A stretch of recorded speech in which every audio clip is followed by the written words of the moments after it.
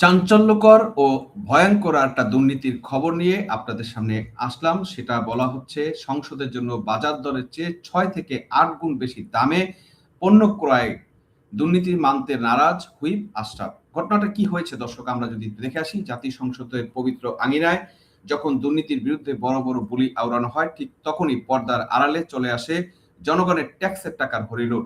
৪,০০০ টাকার ক্যামেরার ব্যাগের দাম যখন ৩৪,০০০ টাকা ধার্য করা হয়, আর দায়িত্বপ্রাপ্তরা যখন তাকে দুর্নীতি না বলে পদ্ধতিগত বিচ্যুতি বলে চালিয়ে দিতে চান, তখন বুঝতে হবে দুর্নীতির শিকড় কত গভীরে। বিএনপি নেতৃত্বাধীন নতুন সরকারের প্রথম কেনাকাটাতেই এই মহা কেলেঙ্কারির হারহিম করা বিশ্লেষণ নিয়ে আমি আপনাদের সামনে হাজির হয়েছি।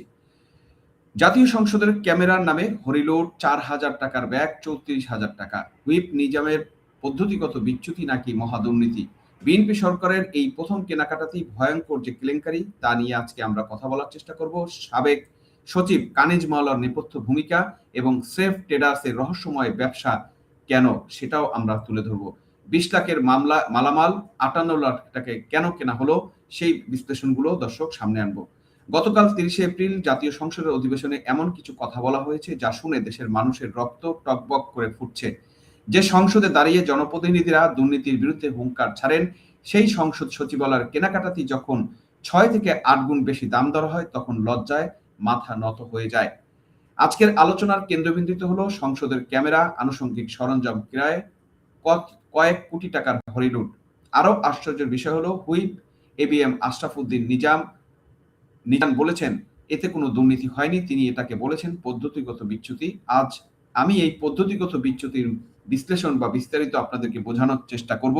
৪,০০০ টাকার ব্যাগ কিভাবে ৩৪ টাকা হয়, ৩৪,৪০০ টাকা হয়, ২০ লাখ টাকার মাল কেন ৫৮ লাখ টাকা কেনা হলো, এসব প্রশ্নের উত্তর খুঁজতে আমরা এই সেশনে বিস্তারিত কথা বলবো।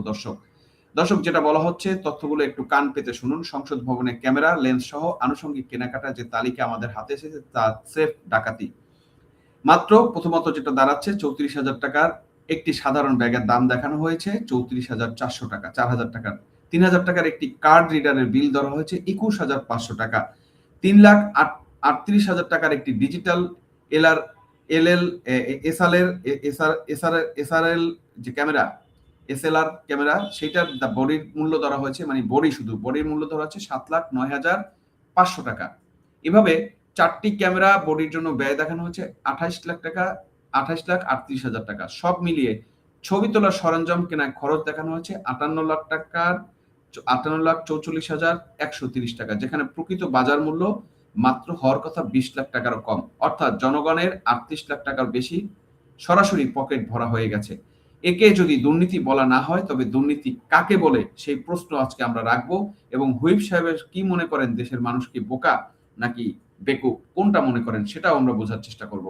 দর্শক, জালিয়াতি কেবল দামে নয়, আমরা আরো কিছু দেখে আসি। এই যে নিউজটাতে যেটা বলা হয়েছে, সেইগুলো যদি আমরা একটু বিশ্লেষণ করি, তাহলে আপনাদের সামনে একদম পুরোপুরি বিষয়টা ক্লিয়ার হবে যে এটা দুর্নীতি হয়েছে না পুকুর চুরি হয়েছে নাকি সাগর চুরি হয়েছে। দেখেন, এখানে বলা হয়েছে বৃহস্পতিবার জাতীয় অধিবেশন চলাকালে তিনি একথা জানান।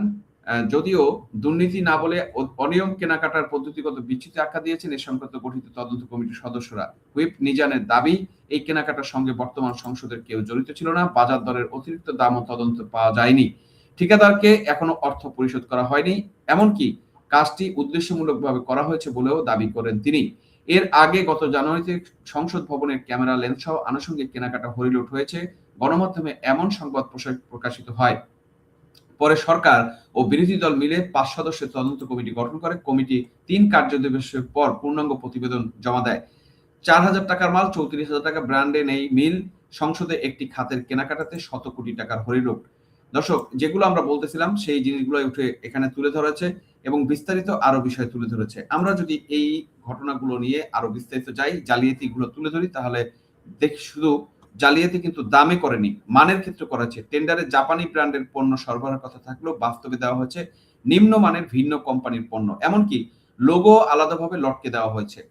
২৮/৭০ মিলিমিটার লেন্স, যেটি বাজার মূল্য ৭৮,০০০ টাকা, সেটি কেনা হয়েছে ১,২৪,৭০০ টাকায়। ১৪ থেকে ২৪ মিলিমিটার লেন্স, যার দাম হচ্ছে ১,২৫,০০০ টাকা, সেটি কেনা হয়েছে ৪,৪৭,২০০ টাকায়, অর্থাৎ প্রায় ৪ গুণ দাম বেশি।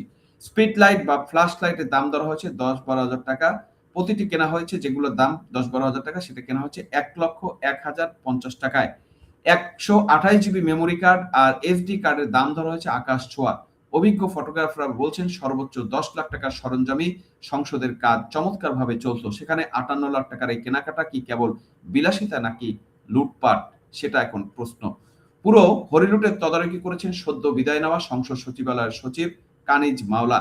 দর্শক, স্ক্রিনে আপনাকে কানিজ মাওলাকে কিন্তু একটু আগে দেখেছেন, যিনি সচিব হিসাবে যোগদান করেছিলেন এই ইউনূসের আমলে, ইউনূসের পাপেট সরকারের সময়। বিএনপি নেতৃত্বাধীন সরকার গঠনের পর এটি সংসদ ছিল সচিবালয়ের প্রথম কেনাকাটা। ১২ই মার্চ সংসদের কার্যক্রম শুরু হলো। ২৫শে মার্চের মধ্য তড়িঘড়ি করে ক্রয় আদেশ দেওয়া হলো। মাত্র ১৯ দিনে সরবরাহ শেষ। কেন এত তাড়াহুড়ো? যাতে কেউ প্রশ্ন করার সুযোগ না পায়। আর যে প্রতিষ্ঠানটি এই মালামাল সরবরাহ করেছে তার নাম হচ্ছে সেফ ট্রেডার্স, যার মালিক সঞ্জয় কুমার দাস। এই প্রতিষ্ঠানের কোনো ওয়েবসাইট নেই, কেবল একটি ফেসবুক পেজ আছে। এই বেনামি প্রতিষ্ঠানের হাতে এত বড় কাজ কেন তুলে দেওয়া হলো?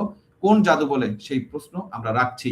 সচিব নিজে পুরো প্রক্রিয়া নিয়ন্ত্রণ করেছেন এবং সবকিছু কাগজে কলমে নিয়মের ভেতরে রেখেছেন যাতে জবাবদিহি এড়ানো যায়, কিন্তু সত্য তো চাপা থাকে না।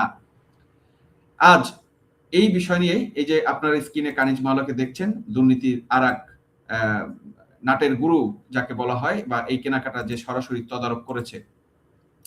আজ সংসদে দাঁড়িয়ে হুইপ আশরাফুদ্দিন নিজান দাবি করেছেন বাজার দরের অতিরিক্ত দাম তদন্তে পাওয়া যায়নি। দেখেন, সে আবার জাস্টিফাই করছে। তিনি আরো দাবি করেন ঠিকাদারকে এখনো টাকা দেওয়া হয়নি, তার মানে কি টাকা না দিয়ে চুরি জায়েজ হয়ে যায়? তদন্ত কমিটি এই ঘটনাকে পদ্ধতিগত বিচ্যুতি আখ্যা দিয়ে প্রকৃত অপরাধীদের আড়াল করার চেষ্টা করছেন। যখন ৪,০০০ টাকার জিনিস ৩৪,০০০ কেনা হয়, সেটি বিচ্যুতি নয়, সেটি হলো সরাসরি জনগণের পকেট কাটা। হুইপ সাহেবের দাবি এটি উদ্দেশ্যমূলকভাবে করা হয়েছে। হ্যাঁ, হুইপ সাহেবকে আমরা বলতে চাই এটি উদ্দেশ্যমূলকভাবেই করা হয়েছে, জনগণের টাকা আত্মসাৎ করার উদ্দেশ্যে। বিএনপি সরকারের শুরুতে যদি এই অবস্থা হয়, তবে সামনে আমাদের জন্য আরো কত ভয়ঙ্কর হরিলুট অপেক্ষা করছে, সেটা কি দর্শক আপনারা ভাবতে পারছেন? পরিশেষে কথা একটা বলতে চাই, সেটা হচ্ছে জাতীয় সংসদ কোনো বাজারের দোকান নয় যে এখানে ৬ থেকে ৮ গুণ বেশি দামে পণ্য কিনে বিচ্যুতি বলে পার করে দেওয়া যাবে।